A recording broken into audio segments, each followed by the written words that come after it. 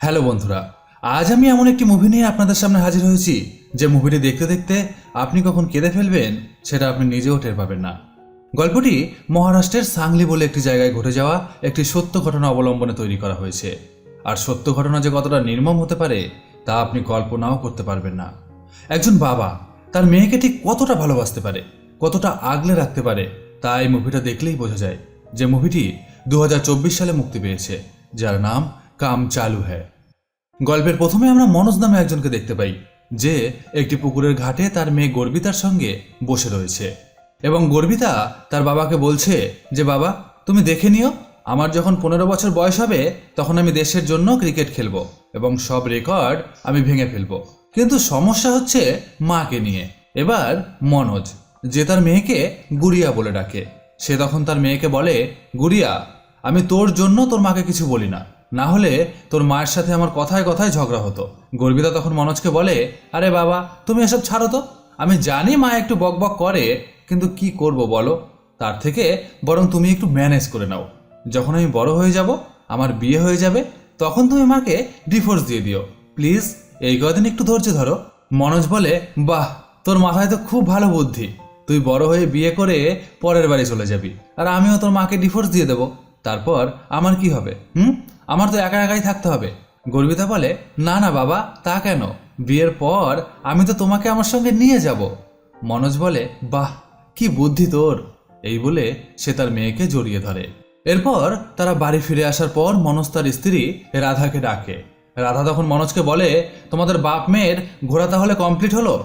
আচ্ছা, তোমাদের কি মনে হয় তোমাদের বাপ মেয়ের আমি চাকর, সবসময় আমি ঘরে বসে থাকবো আর তোমরা যেখানে ইচ্ছা সেখানে দুজন ঘুরে বেড়াবে? মনোজ বলে, আরে আমরা তো তোমাকে কোথায় ঘুরতে নিয়ে যাব সেই জায়গাটা দেখতে গেছিলাম, সেই জায়গাটা কত ভালো, সেখানে গিয়ে তোমার ভালো লাগবে কিনা, তুমি সেখানে সেফ থাকবে কিনা, এইসব দেখার জন্যই তো আমরা বেরিয়েছিলাম। কি বলিস গুড়িয়া? তখন গর্বিতা বলে, হ্যাঁ মা, বাবা ঠিক কথাই বলেছে, কারণ তুমি তো অনেক সুন্দর, যদি রাস্তাঘাটে কোথাও কোনো বদমাশ ছেলে তোমার পিছন ধরে, তাই আমরা জায়গাটার খোঁজ খবর নিতে গেছিলাম। রাধা বলে, তোরা চুপ কর, আমার জানা আছে যে তোরা বাপ আর মেয়ে মিলে আমার সাথে সবসময় কি করিস। এই কথা বলে সে সেখান থেকে রান্নাঘরে চলে যায়। তখন মনোজ রাধাকে চিৎকার করে বলে যে, তুমি রাগ করো না, এর পরের রবিবার তোমাকে আমি ঘুরতে নিয়ে যাবই। এর পরের দৃশ্যে আমরা দেখি মনোজ তার মেয়েকে ক্রিকেট খেলা প্র্যাকটিস করতে নিয়ে গেছে, কারণ গর্বিতা চায় যে সে একদিন দেশের জন্য খেলবে, আর এই ইচ্ছা মনোজেরও। তাই তার মেয়ে যখন ক্রিকেট খেলা প্র্যাকটিস করছিল, তখন মনোজ দাঁড়িয়ে দাঁড়িয়ে চুপচাপ মেয়ের খেলা দেখছিল। এরপর খেলা শেষ হয়ে যাওয়ার পর মনোজ গর্বিতাকে, যে খেলা শেখায়, তাকে জিজ্ঞাসা করে যে, স্যার, আমার মেয়ে কেমন খেলছে? তখন গর্বিতার কোচ মনোজকে বলে যে, আপনার মেয়ে খুব ভালো খেলছে, এরকম প্র্যাকটিস চলতে থাকলে খুব তাড়াতাড়ি ন্যাশনাল লেভেলে খেলার চান্স পেয়ে যাবে, তবে অল্প কিছু সমস্যা আছে যেগুলো প্র্যাকটিস করতে করতে ঠিক হয়ে যাবে। এবার মনোজ তার মেয়েকে নিয়ে বাড়ি ফিরে যায়। এদিকে গর্বিতার মা তাদের জন্য রাস্তায় দাঁড়িয়ে দাঁড়িয়ে অপেক্ষা করছিল। আর তখন মনোজ তার মেয়েকে তার স্কুটিতে বসিয়ে স্কুটিটা হাঁটিয়ে হাঁটিয়ে নিয়ে আসে, কারণ তার স্কুটিটা খারাপ হয়ে গেছে। তখন রাধা বলে যে, তোমাদের কি সময়ের জ্ঞান একটু আছে? মেয়ের কি শুধু খেলাধুলা করলেই হবে? পড়াশোনাও তো করতে হবে না? ওর তো টিউশন পড়তে যাওয়ার সময় হয়ে গেছে। আমি জানি তোমাদের বাপ মেয়ের ক্রিকেট খেলা খুব পছন্দ, কিন্তু সেই বলে পড়াশোনাকে শিখাই তুলে দিতে হবে? এবার রাধা গর্বিতাকে নিয়ে চলে যায়, আর মনোজ তার গাড়িটা সারানোর জন্য একটি দোকানে নিয়ে যায়, কিন্তু দোকান বন্ধ থাকার কারণে তার গাড়ি সারানো আর হয় না। সে তখন সেই গাড়ি হাঁটিয়ে হাঁটিয়ে তার অফিসের সামনে নিয়ে যায়। আর তখন আমরা জানতে পারি যে মনোজ একটি রেস্টুরেন্টের ম্যানেজার, আর এদিকে রাধা গর্বিতাকে কোনো রকম রেডি করিয়ে টানতে টানতে স্কুলে নিয়ে যায়, কারণ তার স্কুলে দেরি হয়ে যাচ্ছিল। এরপর স্কুল ছুটি হয়ে যাওয়ার পর রাধা যখন গর্বিতাকে নিয়ে বাড়ি ফিরছিল, তখন রাস্তায় থাকা একটি গাড্ডার উপর থেকে একটি বাইক চলে যায় এবং সেই সময় ওই গাড্ডার জল গিয়ে গর্বিতার গায়ে লাগে। তারপর রাধা গর্বিতার গায়ের জল মুছিয়ে সেখান থেকে তারা বাড়ি চলে যায়। এদিকে মনোজের দোকানের কাজও শেষ হয়ে যায় এবং সে কাজ শেষ করার পরে রাতে যখন বাড়ি আসে, তখন তার মেয়ে আকাশের চাঁদ দেখিয়ে মনোজকে জিজ্ঞাসা করে যে, বাবা, ওই চাঁদের গায়ে কালো কালো ওগুলো কি দেখা যাচ্ছে? তখন মনোজ বলে, ওগুলো চাঁদের দাগ। গর্বিতা বলে, বাবা, তুমি না কিচ্ছু জানো না, দেখো, যেরকম আমাদের দেশে অনেক রাস্তাঘাটে বড় বড় গাড্ডা আছে না, ঠিক সেরকম হয়তো চাঁদেও বড় বড় গাড্ডা আছে, আর সেগুলোই এখান থেকে দেখতে ওরকম কালো লাগছে। মনোজ তখন বলে, হতেও পারে, কিন্তু ওখানে তো কেউ অভিযোগ করার জন্য নেই, আর ওখানে তো কোনো সরকারও চলে না। এই কথা শুনে গর্বিতা খিলখিল করে হেসে ফেলে। পরের দিন সকালে মনোজ আবার তার কাজের জায়গায় চলে আসে। এরপর সে ওই রেস্টুরেন্টের মালিকের কাছে যায় এবং রেস্টুরেন্টের মালিকের কাছে মনোজ গিয়ে বলে যে আমাকে আজকে কিছু টাকা অ্যাডভান্স দিতে হবে, কারণ আমার মেয়ের স্কুলের ফিস জমা দিতে হবে। তখন দোকানের মালিক বলে, ঠিক আছে, তুমি যখন বাড়ি যাবে তখন আমার কাছ থেকে টাকাটা নিয়ে যেও। এরপর মনোজ সেখান থেকে চলে যায়। আর দেখতে দেখতে তার ছুটির দিন অর্থাৎ রবিবার চলে আসে। তাই মনোজ তার মেয়ে এবং স্ত্রী রাধাকে নিয়ে ঘুরতে বেড়ায় এবং তারা সারাদিন খুব মজা করে কাটায়। এরপর মনোজ আর গর্বিতা একটি জায়গায় গিয়ে বসে এবং সেখানে গিয়ে মনোজ তার মেয়েকে বলে, দেখ মা, জীবনে সবাই কিছু না কিছু হতে চায়, কিন্তু সবার আগে একজন ভালো মানুষ হওয়া দরকার। গর্বিতা তখন বলে, আমি জানি বাবা, আর আমি তো বড় হয়ে তোমার মতো একজন মানুষ হতে চাই, কারণ তুমি হচ্ছ আমার হিরো। এই কথা শুনে মনোজ তার মেয়েকে জড়িয়ে ধরে তার কপালে একটা ভালোবাসার পরশ এঁকে দিয়ে বলে, তুইও হচ্ছিস আমার জান রে মা। এরপর তারা সারাদিন অনেক হাসি মজা ঘোরাঘুরি করার পর বাড়ি ফিরে আসে। বাড়ি ফেরার পর যখন গর্বিতা তার খেলার ব্যাটটি নিয়ে ভালোভাবে দেখছিল, তখন তার বাবা সেখানে আসে এবং বলে যে যখন তুই দেশের জন্য খেলবি, যখন তুই সেঞ্চুরি মারবি, তখন ব্যাট আর হেলমেটটা ঠিক এইভাবেই হাওয়ায় তুলে ধরবি, আর সেটা দেখে আমার বুকটা আনন্দে ভরে উঠবে। আর সবাই তোর খেলা দেখে যখন আনন্দে স্টেডিয়ামে বসে হাততালি দেবে, তখন তোর বাবার স্বপ্নটা পূর্ণ হবে। তারা যখন এসব কথা বলছিল, তখন সেখানে গর্বিতার মা চলে আসে এবং মনোজকে বলে যে অনেক হয়েছে সেঞ্চুরি মারা, এখন মেয়ের পড়তে বসার সময় হয়েছে, মেয়েকে পড়তে পাঠাও। এই কথা বলে সে চলে যায়। এরপর দিন আবার গর্বিতা মাঠে খেলা প্র্যাকটিস করতে যায় এবং খেলা শেষ হয়ে যাওয়ার পর মনোজ গর্বিতাকে নিয়ে বাড়ি আসে। গর্বিতা তার ড্রেস চেঞ্জ করে ফ্রেশ হয়ে তার কাছে থাকা পুতুল নিয়ে খেলতে থাকে। আর খেলতে খেলতে তার বাবা মনোজকে একটা মিষ্টি হাতে নিয়ে বলে যে বাবা, এই নাও মিষ্টি খাও, আজ আমার পুতুলের বিয়ে। মনোজ বলে যে না, আজকে আমি মিষ্টি খাবো না, যখন আমার গুড়িয়ার বিয়ে হবে তখন আমি অনেক মিষ্টি খাবো। গর্বিতা বলে, সে তো অনেক দেরি বাবা, তোমার তখন যত ইচ্ছা মিষ্টি খেও, কিন্তু এখন একটা মিষ্টি খেতেই হবে। এই বলে সে তার বাবাকে একটা মিষ্টি খাইয়ে দেয়।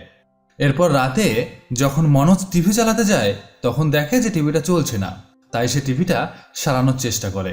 আর তখন গর্বিতা বুঝতে পারে যে তার বাবা আর মায়ের মধ্যে কিছু একটা হয়েছে, তাই তারা দুজন কথা বলছে না। গর্বিতা তখন তার বাবাকে বলে, বাবা, তুমি আবার মায়ের সাথে ঝগড়া করেছো, তোমরা দুজন কথা বলছো না কেন? তখন গর্বিতার মা বলে যে তোর বাবার সাথে আমার একটুও কথা বলার ইচ্ছা নেই, আমি তোর বাবাকে একটা মেকআপ কিনে দিতে বলেছিলাম, তোর বাবা সেই মেকআপটাও কিনে দিচ্ছে না। তখন গর্বিতা তার বাবাকে বলে, বাবা, তুমি কিন্তু এই কাজটা ঠিক করছো না, মারও তো একটু সাজতে গুজতে ইচ্ছে হয়, বলো তো। তখন মনোজ বলে, ঠিক আছে গুড়িয়া, তুই যখন বলছিস তখন তোর মাকে আমি একটা মেকআপ বক্স কিনে দেব। এই কথা শুনে গর্বিতার মা খুব খুশি হয় এবং গর্বিতাকে থ্যাংক ইউ বলে সেখান থেকে চলে যায়। এরপর রাধা আর মনোজের মধ্যে ভাব হয়ে যায় এবং তারা রান্নাঘরে বসে যখন দুজন প্রেমের গল্প করছিল, তখন গর্বিতা পাশের ঘর থেকে চিৎকার করে হাসতে হাসতে বলে, আমি কিন্তু এই ঘর থেকে সবকিছু শুনতে পাচ্ছি। মনোজ আর রাধা তখন গর্বিতাকে বলে, শুনতে পাচ্ছিস, তাতে কি হয়েছে?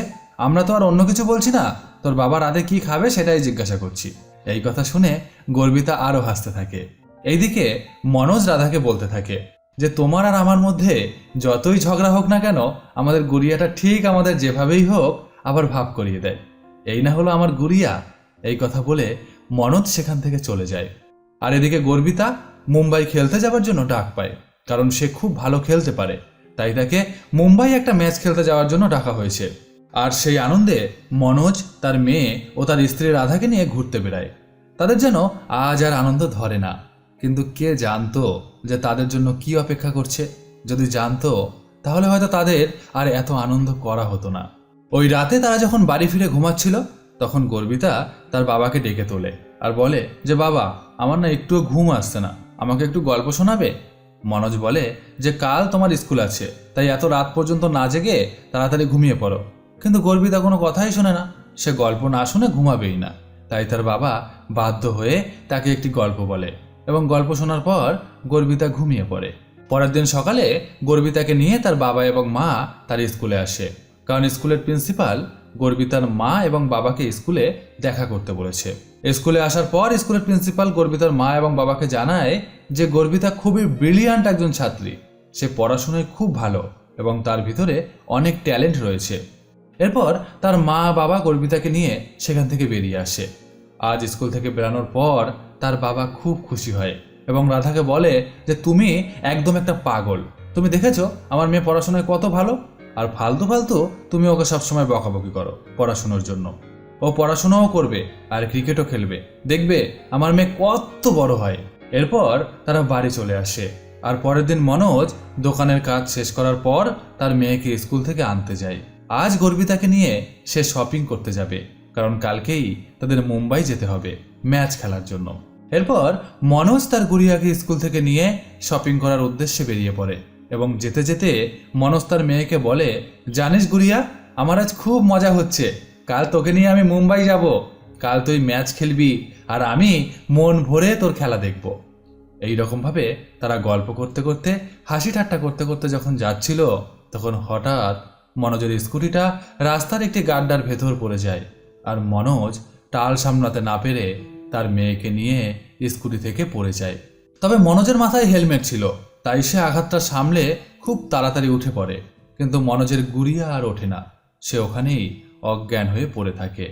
তখন মনোজ কি করবে বুঝে উঠতে পারে না, সবাইকে বলে যে তোমরা প্লিজ একটা অ্যাম্বুলেন্স রাখো, কিন্তু কেউ তাকে সাহায্য করে না, বরং সবাই গর্বিতার ভিডিও করা শুরু করে দেয়। আর মনোজ যখন এটা দেখে তখন সে সেই ছেলেটাকে ধাক্কা দিয়ে সেখান থেকে সরিয়ে দেয় এবং নিজেই তার মেয়েকে কোলে নিয়ে হসপিটালের দিকে দৌড়াতে থাকে। তারপর সে গর্বিতাকে হসপিটালে ভর্তি করায় আর সঙ্গে সঙ্গেই ডাক্তার গর্বিতাকে নিয়ে ওটি রুমে ঢুকিয়ে দেয়, কারণ তার অপারেশন করতে হবে। এদিকে মনোজ ঘন্টার পর ঘন্টা হসপিটালের সিটে বসে অপেক্ষা করতে থাকে, কিন্তু তবুও অপারেশন থিয়েটারের রুম খোলা হয় না, অপারেশন চলতেই থাকে। আর এর মধ্যে সেখানে রাধা আসে। মনোজ রাধাকে সম্পূর্ণ অ্যাক্সিডেন্টটা কিভাবে হয়েছে সেটা জানায় এবং বলে যে চিন্তা করো না, আমাদের মেয়ের কিচ্ছু হবে না, ও ঠিক হয়ে যাবে। এরপর রাধা মনোজের পাশে বসে ভগবানের কাছে প্রার্থনা করতে থাকে যেন গর্বিতা ভালো হয়ে যায়, কিন্তু ভগবান তাদের প্রার্থনা শোনে না। ডাক্তার অপারেশন থিয়েটার থেকে বেরিয়ে মনোজকে বলে যে গর্বিতার বেঁচে নেই। এই কথা শুনে মনোজ আর রাধার পায়ের তলার থেকে মাটি সরে যায়, তারা মানসিকভাবে একদম ভেঙে পড়ে, তারা কি করবে বুঝতে পারে না। আজ মনোজের গুড়িয়া, যাকে নিয়ে সে হাজার হাজার স্বপ্ন দেখেছিল, সেই সব স্বপ্ন গুড়িয়া মারা যাওয়ার সঙ্গে সঙ্গে তাদের শেষ হয়ে যায়। এরপর মনোজ গর্বিতার সৎকার করে, কিন্তু তার অস্থিটা সে জলে ভাসায় না, সে তার নিজের কাছেই রেখে দেয়।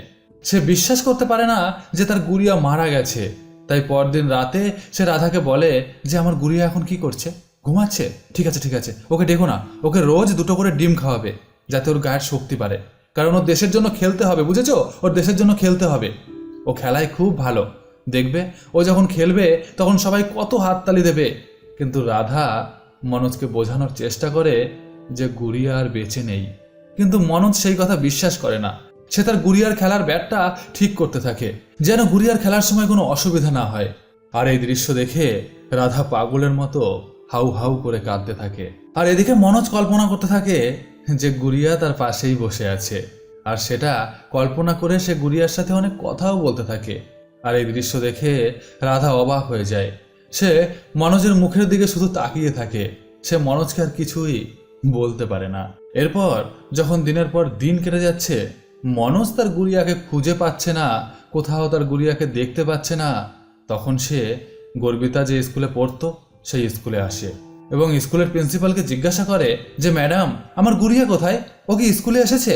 প্রিন্সিপাল বলে যে না, আজকে স্কুলে আসেনি, ও আজকে অ্যাবসেন্ট আছে। এরপর মনোজ সেখান থেকে চলে যায়। এরপর সে সারা স্কুলের সব জায়গায় গুড়িয়াকে খোঁজার চেষ্টা করে, কিন্তু সে তার গুড়িয়াকে কোথাও খুঁজে পায় না। এরপর মনোজ গর্বিতা যে মাঠে খেলা প্র্যাকটিস করতো সেখানে যায় গর্বিতাকে খুঁজতে খুঁজতে, এবং সেখানে গিয়ে গর্বিতার কোচকে মনোজ জিজ্ঞাসা করে যে আমার গুড়িয়া কোথায়, কিন্তু কোচ কোনো কথা বলে না। এরপর মনোজ সারা মাঠে গর্বিতাকে খুঁজতে থাকে, কিন্তু কোথাও খুঁজে যখন সে পায় না, তখন সে বাড়ির রাস্তা ধরে বাড়ির দিকে যখন আসছিল, তখন সে সেই রাস্তার সেই গাড্ডাটার সামনে আসে যেখানে তাদের অ্যাক্সিডেন্ট হয়েছিল। এবং তখন তার মনে পড়ে যায় যে তার গুড়িয়া আর বেঁচে নেই। এরপর সেই গাড্ডাটার সামনে বসেই মনোজ কাঁদতে থাকে এবং সে সেই গর্বিতার সঙ্গে কাটানো সেই খুশির মুহূর্তগুলো মনে করে আরও মানসিকভাবে ভেঙে পড়ে। এরপর ওই গাড্ডার মধ্যেই তার হারিয়ে যাওয়া গুড়িয়াকে খুঁজতে থাকে, কিন্তু যে চলে যায় সে তো আর ফিরে আসে না। এরপর মনোজ সিদ্ধান্ত নেয় যে সে পুলিশের কাছে গিয়ে কেস করবে। তাই সে থানায় যায় এবং পুলিশকে বলে যে আমি একটা কেস করতে চাই। তখন পুলিশ বলে, কার বিরুদ্ধে আপনি কেস করতে চান? মনোজ বলে, আমি রাস্তার গার্ডার বিরুদ্ধে কেস করতে চাই।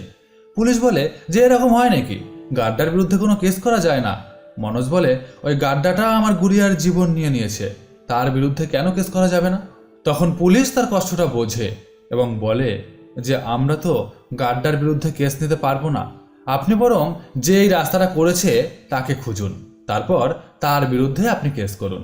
এরপর মনোজ সেখান থেকে বেরিয়ে যায় এবং বেরিয়ে যাওয়ার পর সে গর্বিতার অস্থি নিয়ে সেই সরকারি আধিকারিকের অফিসে যায় যে এই রাস্তা বানানোর পারমিশন দেয়, এবং সেখানে গিয়ে সে ওই আধিকারিকের সঙ্গে দেখা করতে চায়। কিন্তু মাসের পর মাস সেখানে অপেক্ষা করার পরেও সেই আধিকারিকের সঙ্গে তার দেখা হয় না, কারণ প্রতিদিনই সে কোনো না কোনো মিটিংয়ে ব্যস্ত থাকে। এইভাবে 4 মাস কেটে যাওয়ার পর একদিন সে সেই সাহেবের দেখা পায় এবং তাকে বলে যে আপনার তৈরি করা রাস্তার গাড্ডার কারণে আমার গুড়িয়া মারা গেছে, তাই আমি থানায় কেস করতে গেছিলাম। তখন পুলিশ আমাকে বলেছে যে এই গাড্ডাটা যাদের কারণে হয়েছে বা যে এই রাস্তা তৈরি করেছে আপনি চাইলে তার বিরুদ্ধে কেস করতে পারেন, তাই কে এই রাস্তা করেছে তাকে আপনি আগে খুঁজুন। এই কথা শোনার পর সেই সরকারি আধিকারিক বলে যে দেখুন, রাস্তা তো আমরা তৈরি করি না, যদি কোনো রাস্তা তৈরি করতে হয় তাহলে আমরা সেটা তৈরি করার জন্য কন্ট্রাক্টর অ্যাপয়েন্টমেন্ট করি এবং সেই কন্ট্রাক্টরেরা এই রাস্তাটি তৈরি করে, তাই আপনি ওই কন্ট্রাক্টরের সাথে দেখা করুন। এরপর সেই আধিকারিক যে তাদের এরিয়ার রাস্তা তৈরি করে সেই কন্ট্রাক্টরের ঠিকানা মনোজকে দিয়ে দেয়। মনোজ তখন সেই ঠিকানা নিয়ে তাদের এরিয়ার রাস্তা যে কন্ট্রাক্টর করেছে তার বাড়ির সামনে যায় এবং সেই কন্ট্রাক্টরের সাথে দেখা করতে চায়।